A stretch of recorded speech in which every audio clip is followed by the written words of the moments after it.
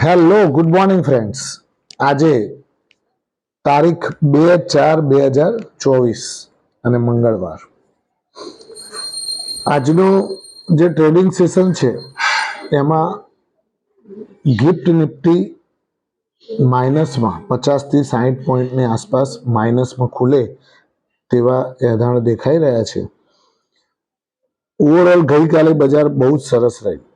Mid cap, small cap, large cap બધા સ્ટોક્સમાં positive movement જોવા મળી અને ખૂબ સુંદર રીતે એડવાન્સ ડિક્લાઇન રેશિયો પણ ખૂબ સારો હતો. એના ઉપરથી લાગી રહ્યું છે કે બજાર થોડું પોઝિટિવલી વર્ક કરશે એવું આજે દેખાઈ રહ્યું છે. ભલે ગિફ્ટ નિફ્ટી માઇનસ ખુલે પણ શેર્સમાં પોઝિટિવિટી જોવા મળશે. મિત્રો, આજે જે ટ્રેડિંગ સેશન છે એમાં અલગ અલગ ગઈકાલે તમે જોયું ડીએલએફમાં 948 રૂપિયાનો ક્લોઝ આપ્યો. મેં તમને ઘણા વખતથી કહેતો આવ્યો છું કે ડીએલએફ તમે તમારા પોર્ટફોલિયોમાં ધીમે ધીમે ભેગા કરજો. બહુ સારો શેર છે અને ધીમે ધીમે ધીમે એ ઉપરની તરફ જઈ રહ્યો છે. તો મિત્રો, આની અંદર ખાલી એટલું ધ્યાન રાખવાનું કે આપણે કોઈ નાની ચકલીઓમાં અત્યારે હાલ પડતા નહીં. નાની ચકલીઓ મીન્સ કેવી કે જે આપણે જાણતા જ નથી જે શેર્સ વિશે, એ બધામાં અત્યારે પડવાની જરૂર નથી. અત્યારે આપણે ઓનલી ફોર સારા શેર્સ જે છે એનો પોર્ટફોલિયો બનાવીને મૂકવાનો, જેથી કરીને ગમે ત્યારે પણ ડાઉનફોલ આવે તો પણ એ ટકી રહે. નહીં તો ઘણી વખતે શું થાય કે તમે સારા શેર્સ ભેગા ન કર્યા હોય અને એવી કોઈ ચકલી હાથમાં આવી ગઈ તો જે બીજા શેર્સ તમારા જે પોર્ટફોલિયોમાં વધતા હોય પણ એક ચકલી કે બે ચકલી એવી આવી ગઈ હોય કે જે વધારે ડાઉન થતી હોય એટલે તમારો જે પોર્ટફોલિયો ઉપર જતો હોય એને પણ એને ઉપરની સાઈડે જવા ના દે, કારણ કે એને બેલેન્સ રાખી દે. એટલે તમારે કહેવાનો મતલબ શું કે તમારો જે પોર્ટફોલિયો છે એ પ્લસ ના થવા દે. કેમ કે પેલા બે શેર્સ છે એને દબાઈ કરે પોર્ટફોલિયોને.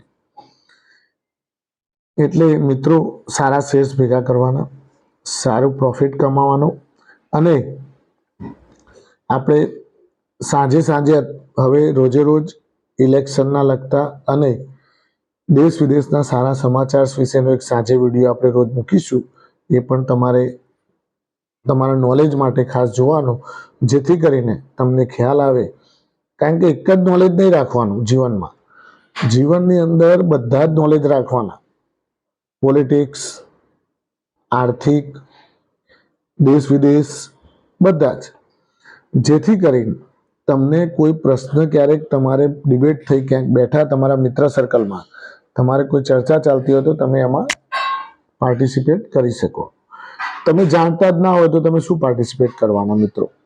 એટલા માટે તમારે હવે બીજી વસ્તુ કહું તો આજે ઓટો સેલ્સ નંબર્સ આવી ગયા છે. એમાં હીરો મોટોકોર્પના જે નંબર્સ છે એ થોડા માઇનોર ડાઉન આવેલા છે અને ટીવીએસ મોટરના નંબર પોઝિટિવ આવ્યા છે, ઉપરની સાઈડે આવેલા છે. બીજા કે ટેલિકોમ લાઇનમાં પણ નંબર્સ આવેલા છે. 41.5 લાખ કસ્ટમર જીઓએ જોઈન્ટ કર્યા છે, નવા ઉમેર્યા છે.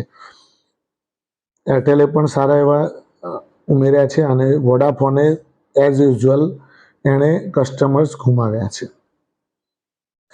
આ ટ્રેન્ડ પ્રમાણે એના શેર્સની અંદર મૂવમેન્ટ જોવા મળશે. તો મિત્રો, અત્યારે હાલ હું તમને એક શેર્સ વિશે વાત કરું તો આઈસર મોટર શેર્સ ઘણો સારો છે. ધીમે ધીમે જો ઘટાડો આવે તો એ શેર્સ ભેગા કરજો. કેમ કે આપણે એવા શેર્સ જ ભેગા કરવાના કે જેની છે ધંધામાં મોનોપોલી હોય. અત્યારે હાલ જે બુલેટ ચાલી રહ્યા છે એ આઈસર મોટરના જ ચાલી રહ્યા છે. રોયલ એનફિલ્ડ સખત વેચાણ છે એનું. આખા ઇન્ડિયામાં તમે જુઓ રોયલ એનફિલ્ડનું વેચાણ સારું છે અને એની કોમ્પિટિશનમાં કોઈ એવી બીજી બાઇક નથી. જેથી કરીને આઈસર મોટર એક બાઇક નથી બનાવતું, એ તો આઈસર ગાડી પણ બનાવે છે, મોટી મોટી ટ્રકો બનાવે છે, ટેમ્પા બનાવે છે. એટલે આઈસર મોટર મગજમાં રાખજો અને એને વોચ લિસ્ટમાં રાખજો. Thank you very much.